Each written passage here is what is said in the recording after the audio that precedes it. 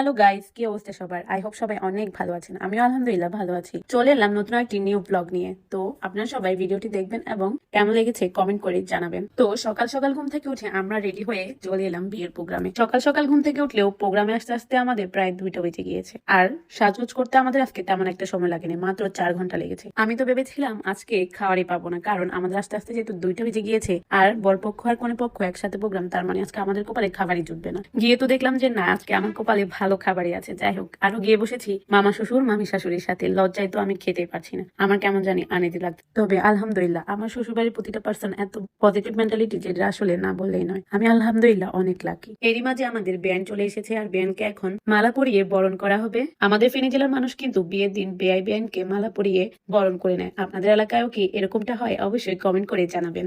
এরই মাঝে আমাদের মিষ্টি লাল টুকটুকে বউটা চলে এসেছে। মাশাআল্লাহ, ওকে কিন্তু অনেক সুন্দর লাগছে।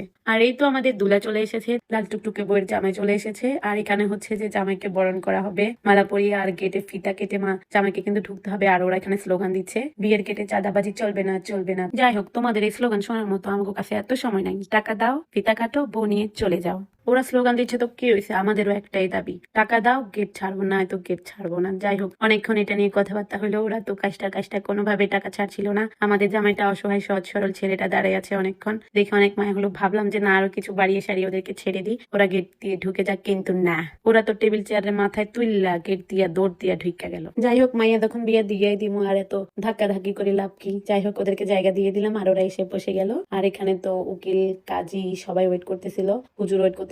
আর এখান দিয়ে সুন্দর কলমাটা হয়ে গেছে। যাক আলহামদুলিল্লাহ, আপনারা সবাই দোয়া করবেন ওরা যেন সুখে শান্তিতে সংসার করতে পারে। আল্লাহ যেন ওদের দুজনকে ভালো রাখে, বদনজর থেকে রক্ষা করে। যাই হোক, বিয়ে পড়ানোর পরে এখন সবাই মিষ্টি মুখ করছে, আর শুভ কাজে তো অবশ্যই মিষ্টি মুখ করতে হয়। আর আমি দূর থেকে বসে বসে বিয়ে দেখছিলাম। যাই হোক, বিয়ে শাদী সব শেষ। এখন বর পক্ষ কনে পক্ষ মানে বর কনে দুজনে খাওয়া দাওয়ার পালা, আর সাথে ওদের সঙ্গী সাথীরা, যদিও আমি আগেই খেয়ে ফেলেছি। সবাই খাওয়া দাওয়া শুরু করে দিয়েছে। আর আমার ননদ শুধু আমাকে ডাকতেছে, ভাবি আসেন না আসেন না। আমি তো বলছি আমার পেট পুরাই ভরা, আমি খেতে পারবো না, তারপর আমাকে খাইয়ে দিচ্ছিল। যাই হোক, ভাবির প্রতি অটুট ভালোবাসা থাকলে যা হয় আর কি। আমার মতো ননদ কি আপনারা পেয়েছেন? অবশ্যই কমেন্ট করে জানাবেন। খাওয়া দাওয়া শেষ করে এখন বরকে গিফট দেওয়ার পালা। কে কি গিফট দিবে ওটাই দিচ্ছিল। আর বরের তো গলা ভরে গিয়েছে চেনে, অনেকগুলো চেন পেয়েছে। যাই হোক, এখন হচ্ছে কোণে বিদায়। সত্যি কথা বলতে এই মুহূর্তটা প্রতিটা মেয়ের জীবনে সবচেয়ে বেশি কষ্টের, যেটা আসলে কখনো বলে বোঝানো যাবে না। প্রকৃতির কি অদ্ভুত নিয়ম, তাই না? এত কষ্টে যত্নে গড়া নিজের আদরের সন্তানটাকে একটা অজানা মানুষের হাতেই তুলে দেয়। বিয়ে নামক এই সামাজিক রীতি নীতি, এই প্রথা, যেটা যুগ যুগ ধরে আমাদের